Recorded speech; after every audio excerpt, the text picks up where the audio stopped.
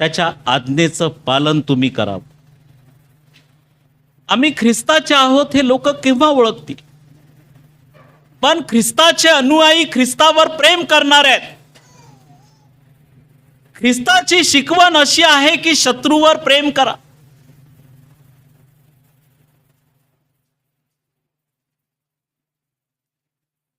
दुसरी एक गोष्ट आहे, कुणाचं काही घ्यायचं नाही. आपण आपल्याला जे दिलं आहे त्याच्यामध्ये आपण संतुष्ट असावं. आपण आता उपवास केला आहे ना, मग त्याच्या कृपेत चालायचं, त्याच्या आशीर्वादामध्ये वाढायचं. जर आम्ही त्याच्यावर प्रेम करतो, त्याच्या आज्ञा पाळा.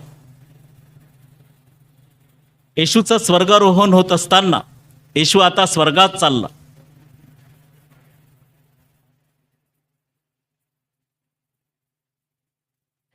खरंच ख्रिस्ताचं प्रेम पहा ना कसं आहे. ज्या व्यक्तीनं प्रभू येशूला 3दा नाकारलं, कुणी नाकारलं? पेत्राने. हाच पेत्र येशूला म्हणाला एकदा की माझ्या भावाने माझा अपराध केला असता मी कितीदा त्याला क्षमा करावी.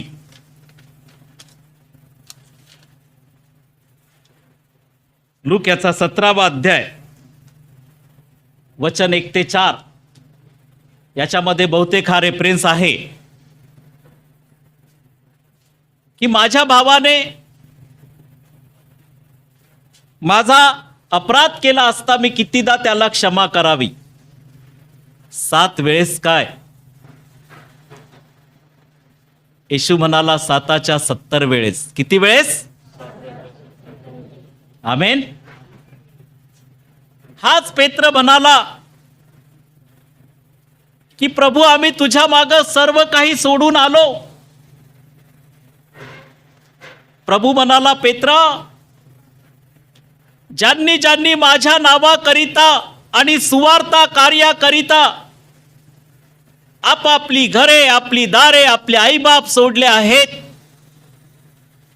त्यांना येणाऱ्या युगात 100 पटीने, किती पटीने? 100 पटीने घरे. आमेन. काय उत्तर दिलं प्रभूने? आणि सार्वकालिक जीवन. हाच पेत्र 3दा येशूला नाकारतो आणि प्रभू स्वर्गात चालला आणि त्याला म्हणाला, एव्हानाच्या पुत्रा शिमोना, तू माझ्यावर प्रीती करतोस काय? तो म्हणाला, होय प्रभू, मी तुझ्यावर प्रेम करतो. माझी मेंढरे चार. एव्हानाच्या पुत्रा शिमोना, तू माझ्यावर प्रीती करतोस काय? होय प्रभू, मी तुझ्यावर प्रेम करतो. माझी मेंढरे पाळ. 3दा प्रभूने विचारला आणि पेत्र म्हणाला, प्रभू मी तुझ्यावर प्रेम करतच आलो. पहा, 3दा येशूला नाकारलं, येशूने त्याला क्षमा केली. आज कितीदा आम्ही ख्रिस्ताच्या विरोधात गेलो प्रियांनो, पण ख्रिस्ताने आम्हाला क्षमा केली. आता अशी त्याची इच्छा आहे की आम्ही त्याच्या वचनामध्ये असावं. अशी त्याची योजना आहे की आम्ही त्याच्यामध्ये असावं प्रियांनो, त्याच्यामध्ये वाढावं. आणि प्रभू म्हणाला की मी तुला स्वर्गाच्या राज्याच्या किल्ल्या देईन पेत्रा. अधोलोकाचं तुझ्या पुढं काहीच चालणार नाही. आमेन. आणि पेत्र रस्त्याने निघाला. सावली जरी पडली तर लोक बरे व्हायचे. हो, काय देवाचं सामर्थ्य. आज ख्रिस्त तुम्हाला आरोग्य देऊ इच्छितो, तुमचे हातपाय मजबूत करू इच्छितो. तुम्ही मजबूत व्हावं, आशीर्वादित व्हावं. आणि हाच पेत्र ज्यावेळेस प्रार्थना करतो त्यावेळेस दुर्कस नावाची महिला मरण पावली होती, ती उठून बसली. आमेन. काय देवाचा आत्मा सामर्थ्यशाली आहे. काय परमेश्वराचं प्रेम किती मोठा आहे. आणि हाच पेत्र मंडळीमध्ये कार्य करतो पवित्र आत्म्याने परिपूर्ण होऊन. हाच पवित्र आत्मा तुम्हाला देवाने दिला आहे. त्या पवित्र आत्म्याच्या प्रेरणेमध्ये स्वतःला ठेवा प्रियांनो, आणि त्याच्या आज्ञा पाळा. आणि प्रियांनो, मिखा याचा 5वा अध्याय आणि वचन 10, परमेश्वर म्हणतो, त्या काळी असे होईल की मी तुझ्याजवळ असलेले घोडे नष्ट करीन, तुझ्या रथांचा नाश करीन. नाही का, कदाचित वाटते माझ्याकडं माझं माझं माझं, आणि परमेश्वर म्हणतो की तुझ्या घोडे आणि तुझ्या रथांचा मी नाश करीन, तुझ्या देशातील नगरांचा विध्वंस करीन, तुझे सर्व दुर्ग पाडून टाकीन. कदाचित आपल्याला भिस्त असते काही गोष्टीवर, पण प्रभू म्हणतो की ते दुर्ग मी पाडून टाकीन. माझ्या खेरीज दुसरा दुर्ग नाहीच. मीच परमेश्वर, मीच ख्रिस्त. आणि प्रभू म्हणतो की मी सर्व दुर्ग पाडून टाकीन. आणि पुन्हा आश्वासन देतो परमेश्वर मिखा संदेश त्याच्या पुस्तकामध्ये अध्याय 7 वचन 7 मध्ये, मी तर परमेश्वराची मार्ग प्रतीक्षा करीन. संदेष्टा म्हणतो की मी तर परमेश्वराची मार्ग प्रतीक्षा करीन. संदेष्टाने पाहिलं परमेश्वर कसा लोकांना शिक्षा करतो, आणि संदेष्टा मिखा म्हणतो की मी तर परमेश्वराची मार्ग प्रतीक्षा करीन. मी आपल्या तारण करणाऱ्या देवाची वाट पाहत राहीन. माझा देव माझे ऐकेल. आमेन. प्रभू पाऊस पाडू नको, पाऊस पडणार नाही. प्रभू असं कर, तसंच होईल. प्रभू आमच्यासाठी हे काम कर, तसंच होईल.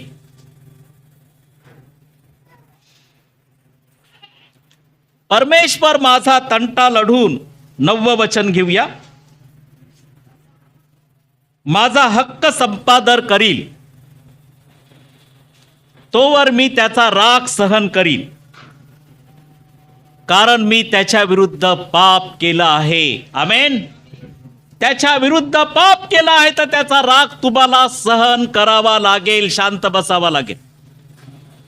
आणि तो म्हणतो की प्रभू माझा तंटा लढेलच, विजय मलाच करेल. प्रियांनो, असा विश्वास पाहिजे प्रत्येकाचा की परमेश्वरच माझ्यासाठी करणार म्हणजे करणारच.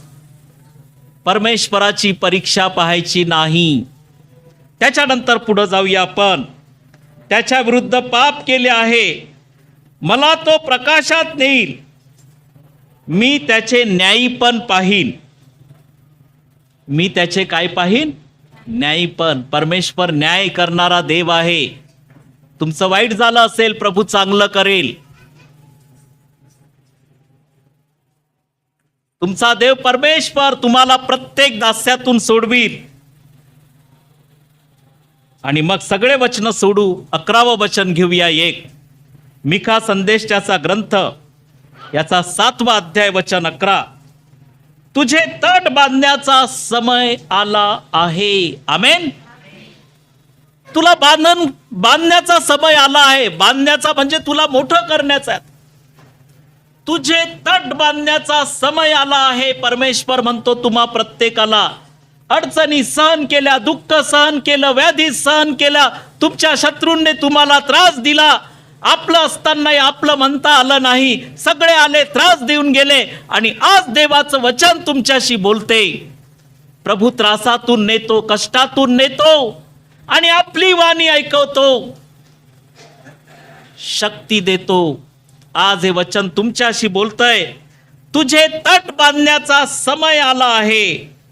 त्या समयी तुझ्या सीमा रुंद होतील. आमेन. तुझ्या सर्व सीमा मी रुंद करीन. तुझ्या प्रत्येक गोष्टी मी वाढवीन. शेतीतलं तुझं पीक वाढवीन. तुझा पगाराचा पैसा वाढवीन. तू काम करत आहेस तिथं तुझी रोजी वाढवीन. प्रत्येक गोष्ट तुझ्यासाठी मी वाढवीन. देवाचं वचन आज बोलत आहे की तुझे तट बांधण्याचा समय आला आहे. त्या समयी तुझ्या सीमा रुंद होतील. तुम्ही मोठे व्हाल. परमेश्वर प्रत्येक गोष्ट तुमची वाढवेल. त्याची वाट पहा. इमानाने चाला, शांतीमध्ये चालत राहा. इमानानं चाललंच पाहिजे, कारण एक दिवस आपण मरणार आहोत. देवाच्या घरात बैमानीला थारा नाही. पश्चाताप करा. त्याच्यासाठीच 3 दिवस उपास ठेवले आहेत आपण. नाही मिळाला तरी हरकत नाही, पश्चाताप करा. प्रभूच्या मार्गाने चाला, इतर मार्गाने चालू नका. नसलं तरी हरकत नाही. प्रभू म्हणाला ना, मी आहे. तो उपाशी ठेवणार नाही. तो आम्हाला पाहून देईल. कारण देवाच्या घरात जागा पाहिजे, तर ह्या सर्व गोष्टी आम्हाला करता येणार नाहीत. पापाच्या दास्यातून, पापाच्या गुलामीतून आम्हाला वेगळं व्हावं लागेल, सोडावं लागेल आणि प्रभूची सेवा जीवे भावे करावी लागेल. ज्या वेळेस तुम्ही प्रभूची सेवा जीवे भावे करू लागाल, ही शांती तुमच्या जीवनामध्ये कार्य करेल. तुमचे प्रश्न सुटतील.